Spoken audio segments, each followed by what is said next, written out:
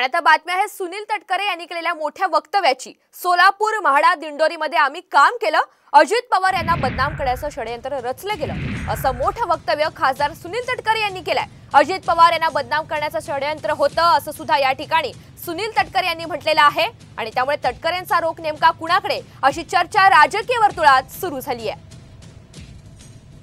NDA पिछाड्यावरती जाण्यामध्ये झाली, त्याच्यामध्ये संविधानाच्या संदर्भामध्ये केलेला अपप्रचार हा मतदारांच्या मनामध्ये इतका खोलवर रुजला की त्याच्या संदर्भातल्या त्यांच्या मनातली साशंकता दूर करण्यामध्ये आम्हाला सर्व स्तरावरती त्या ठिकाणी अपयश आलं। अल्पसंख्याक समाजामध्ये सुद्धा एक असुरक्षतेची भावना निर्माण करण्याचा नॅरेटिव्ह हा इंडिया आघाडीच्या माध्यमातून आणि राज्यामध्ये महाविकास आघाडीच्या सर्व नेत्यांच्याकडनं खूप केला गेला, त्याच्यात त्यांना यश त्या ठिकाणी मिळालं।